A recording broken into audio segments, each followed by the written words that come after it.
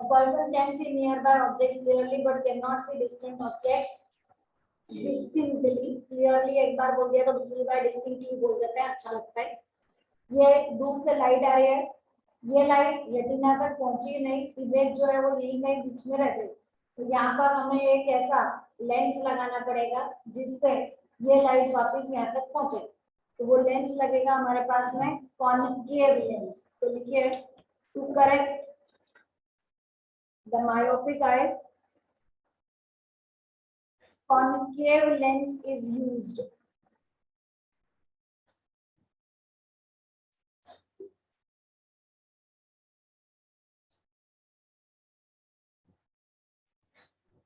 Concave lens is used. 1 by f is equal to 1 by v minus 1 by u. Object जो है वो infinity पे रखा हुआ है, तो 1 by f is equal to 1 by v minus 1 upon infinity is equal to 0. Reciprocal कर दो, आंसर आ जाएगा। फोकल लेंथ इसकी नेगेटिव होती है, इसकी कॉन्केव लेंस की, तो आंसर आएगा f is equal to minus v 48 centimetre.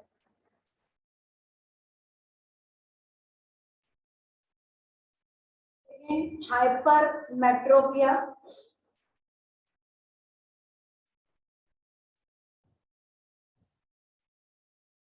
Hypermetropia को बोलेंगे फार sightedness.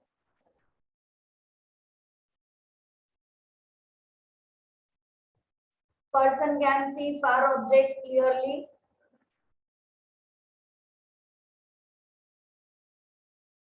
but cannot see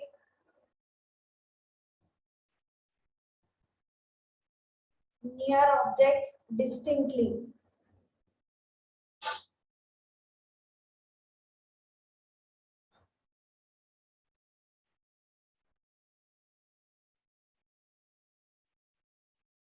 It can be corrected by convex lens.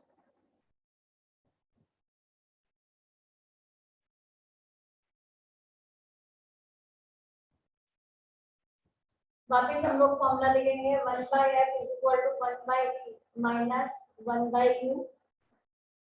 Focal length कितनी रखनी है, बोले 1 by f, ये 1 upon v,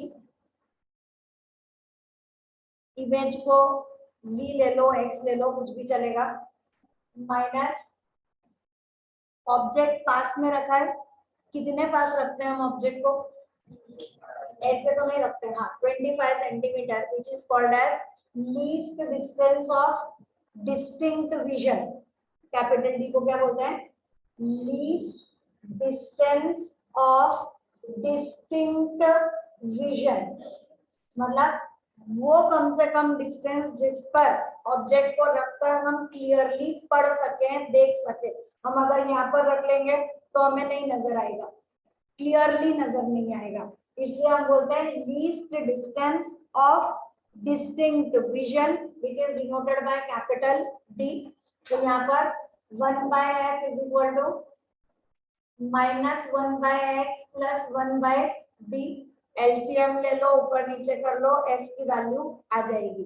तो जो भी हम लेंस यूज करेंगे उसकी फोकल लेंथ कितनी होनी चाहिए, 2 मिनट रुक जाओ भाई। अभी आपको बोला कि पर्सन जो है वो नजदीक का क्लियरली नहीं देख पा रहा, उसको फार साइटेडनेस हो रही है, दूर का देख पा रहा है लेकिन near by objects clearly visible नहीं हो रहे। तो पहली बात कौन सा लेंस लगेगा, तो कॉन्वेक्स, पास वाला नहीं देख रहे तो लगेगा कॉन्वेक्स, और उसका पावर कितना होना चाहिए क्वेश्चन, तो बोले power is equal to 1 by f। तो पहले क्या निकालनी पड़ेगी, उसकी फोकल लेंथ।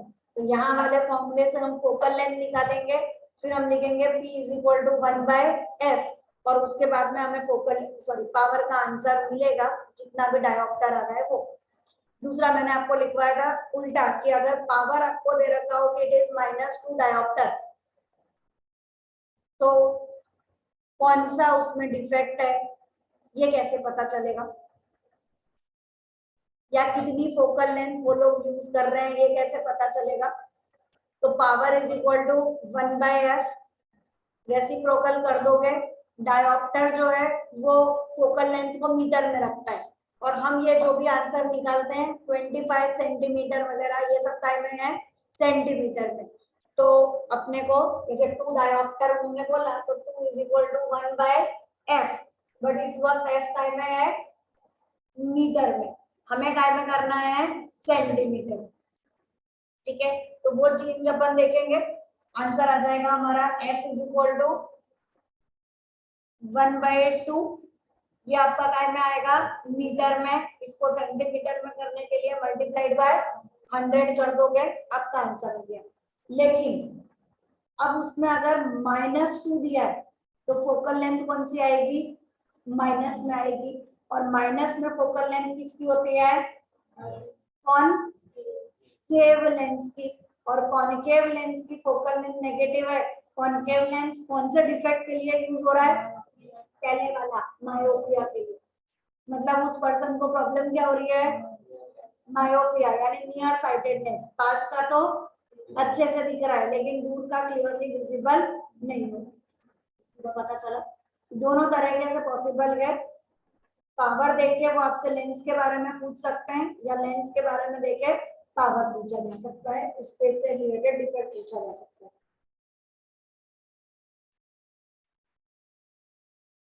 थर्ड नंबर पे हम लेंगे प्रिस बायोपिया, PRES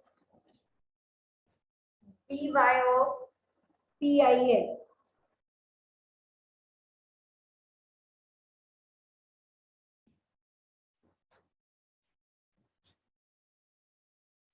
It is similar to hypermetropia. It is similar to hypermetropia, but mainly occurs due to age.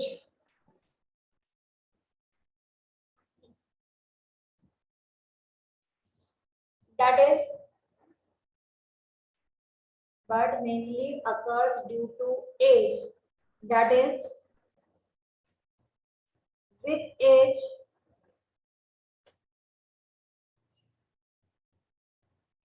the power of accommodation, with age, the power of accommodation of eye decreases due to weakening of muscles. WEAKE, weakening of muscles. कौन से muscles, जैसा नाम नहीं लिखा, of ciliary muscles. Ciliary भी डाल दो, CILIARY, CILIARY, ciliary muscles. चलिए, प्रिस बायोपिया हमने बोला कि हाइपरमेट्रोपिया जैसा ही है, जैसे जैसे पर्सन की एज बढ़ती जाती है। अपन ने भी घर में देखा है कि 50 इयर्स के बाद मोस्टली घर में अपन देखते हैं कि भाई दादा दादी वगैरह जो है वो चश्मा लगा के न्यूज़पेपर पढ़ते हैं। 99% ऐसा ही होता है, 1% हमेशा वेरिएशन है, तो बायो है। तो चश्मा क्यों लगाना पड़ा, क्योंकि एज के साथ में उनका पावर ऑफ अकोमोडेशन कम हो गया। पावर ऑफ अकोमोडेशन का मतलब ये जो एडजस्टेबल पार्ट है कि कितनी लाइट अंदर एंटर होने देना है, जो भी है। तो ये जो सीलियरी मसल्स हैं जो कोने में होते हैं, ये सीलियरी मसल्स वीकन हो गए, कमजोर हो गए। इसके कारण खुलना बंद करना, जो पावर ऑफ अकोमोडेशन जिसे हम बोलेंगे, वो पार्ट कम हो जाता है। और मेनली ओल्ड एज के साथ में नजदीक का दिखना कम होने लगता है, दूर का आराम से दिख रहा है, तो उसे हम लोग नाम देते हैं प्रिस बायोपिया। कम एज के पर्सन में है तो नाम दिया जाएगा हाइपरमेट्रोपिया, लेकिन अगर किसी ओल्ड एज पर्सन के अंदर है तो हम कॉमन रीजन मान के चलते हैं कि भाई एज के कारण ऐसा हो रहा है, उसे नाम दिया गया presbyopia. Next, astigmatism,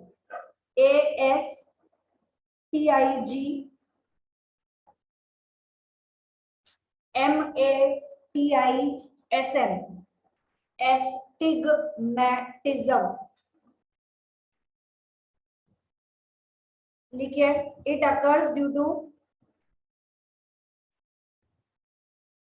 non spherical shape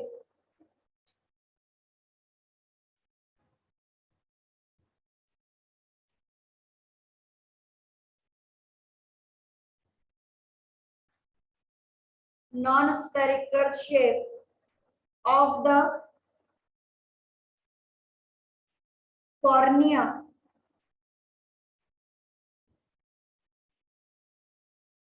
or the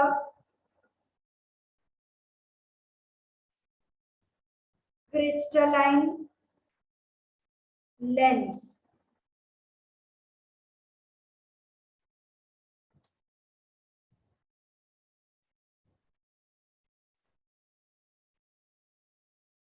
अब ये प्रॉब्लम थोड़ी सी अलग सी हो गई।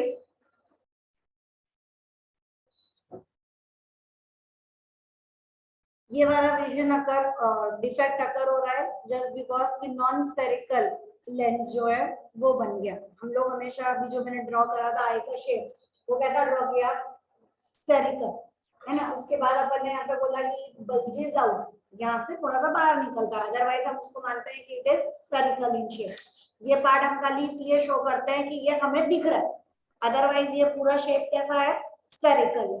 अब इस शेप में कुछ प्रॉब्लम हो गई, या फिर जो लेंस आई का जो लेंस है उसका शेप प्रॉपर नहीं है, तो ऐसे में हम लोग ये नहीं बोल सकते कि उसको दूर का नहीं दिख रहा है या उसको पास का क्लियरली नहीं दिख रहा।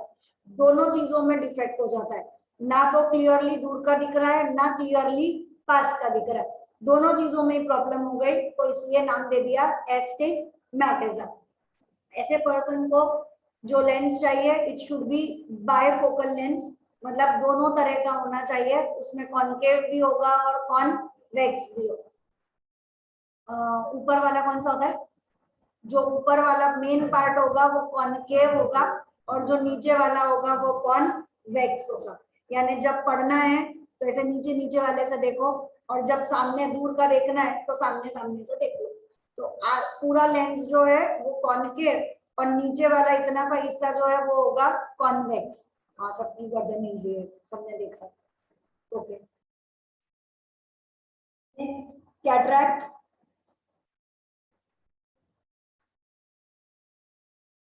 CATA, cataract.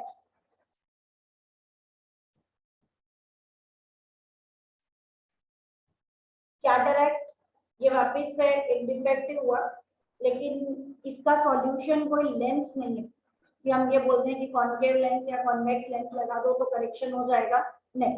कैटरैक्ट का मतलब होता है कि एक लेयर जो है वो आई के ऊपर फॉर्म हो जाती है। Mainly it arises in diabetic patients कि उनके अंदर पे एक एक्स्ट्रा लेयर, जैसे हमारे में से पानी निकलता रहता है, ऐसे उनके अंदर एक लेयर जो है वो इस आंख के आगे डिपॉजिट होना धीरे धीरे करके चालू हो जाती है, एक व्हाइट कलर की एक्स्ट्रा लेयर डिपॉजिट होती है।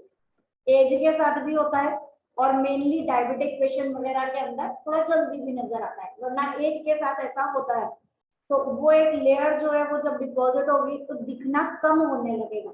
अब ये बोलना कि दूर का या पास का, ऐसा नहीं, सिर्फ क्या हो रहा है, दिखना कम हो गया। तो अब हम बोले कि मैम ये तो एस्टिग्मेटिज्म हो गया, तो एस्टिग्मेटिज्म नहीं है, क्यों, क्योंकि लेंस डिस्टॉर्टेड नहीं हुआ, शेप नहीं बदला, एक ऊपर से लेयर जो है वो बनना चालू हो गई।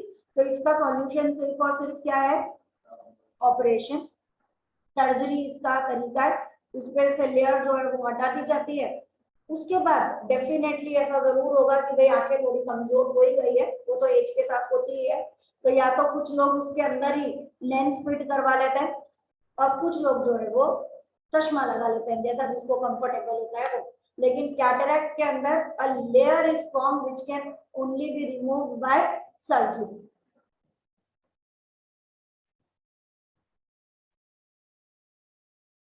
Heading simple microscope,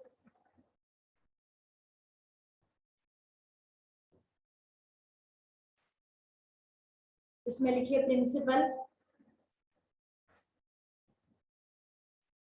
when small object is placed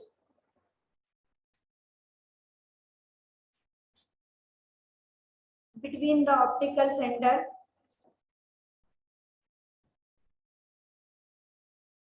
and the focus of a convex lens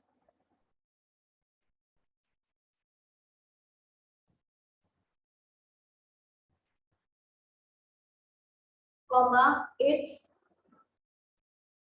virtual erect and magnified image is formed on the same side.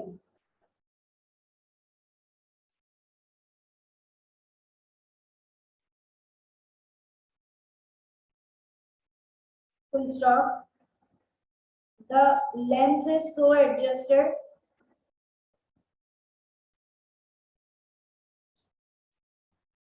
that the image is formed at the least distance of distinct vision.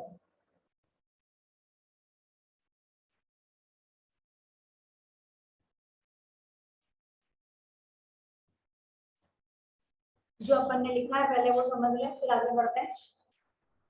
यहाँ पे मैंने focus नहीं बनाया, इसलिए अपन वो भी draw कर लेते हैं कि when the object is kept between the optical centre and the focus, यहाँ पर कहीं पर भी एक जगह फोकस ले लो, ऑब्जेक्ट और इमेज के बीच में यहाँ पर एफ कहीं पर भी दे दीजिए। When the object is kept between optical center and focus, its image is formed. कैसी इमेज बन रही है? It is virtual, erect, magnified and on the same side. बराबर, जो आपने लिखा है वो का वो यहाँ पर है। अब ऑब्जेक्ट का जो डिस्टेंस होता है वो हो गया u, फोकल लेंथ f। देखिए ये कॉन्वेक्स लेंस है, इसकी फोकल लेंथ कैसी होगी? पॉजिटिव। अपन ये वाला पहले लेकर चलते हैं, ये वाली तो अपन इधर की तरफ आ रहा है, अपन ने लिख दिया, लेकिन बाय डिफॉल्ट कॉन्वेक्स लेंस की focal length will be taken as positive. और ये वाला जो आपका पार्ट है ए डैश से ये हमने बोला है it is equal to the image is formed at the least distance of distinct vision. तो ये जो इमेज बन रही है ये v तो है, डिस्टेंस हम v बोलते हैं, लेकिन वो v किसके बराबर है? कैपिटल D के बराबर। और कैपिटल D की वैल्यू बाय डिफॉल्ट हम लोग लेते हैं 25 सेंटीमीटर। इतना पता चला। नेक्स्ट लाइन में अब हम लोग लेंगे मैग्नीफाइंग पावर। अभी डेरिवेशन चालू करेंगे अपन, इसकी डेफिनेशन भी लिखवा देते हूँ। Magnifying power is the ratio of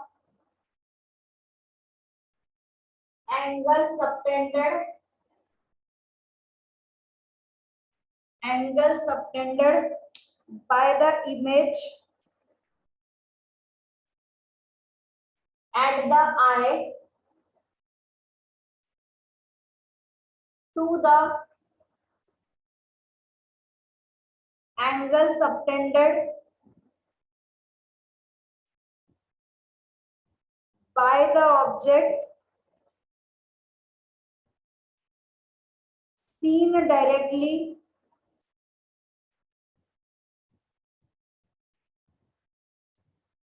comma when lie at least distance of distinct vision,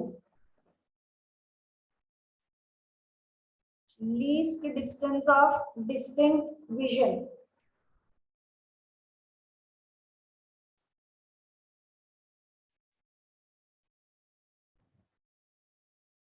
ये हमारा ऑब्जेक्ट, इसके बराबर ही हमने यहाँ पर ए क्यू की लाइन ले रखी है। ये जो ए बी है इसके बराबर ही अपन ने ले रखा है ए क्यू। एक्चुअली ऑब्जेक्ट हमने रखा यहाँ है और हमें नजर यहाँ पर आ रहा है, बड़ा नजर आ रहा है। बी डैश से जो एंगल बन रहा है ये वाली क्या कहलाती है? Normal. Normal should pass through optical centre. तो वो एंगल हम लोगों ने पूरा लिया है बीटा, और इसके बराबर जो अपन ने ए क्यू वाली लाइन ली है उसका एंगल अपन लोगों ने लिया है अल्फा।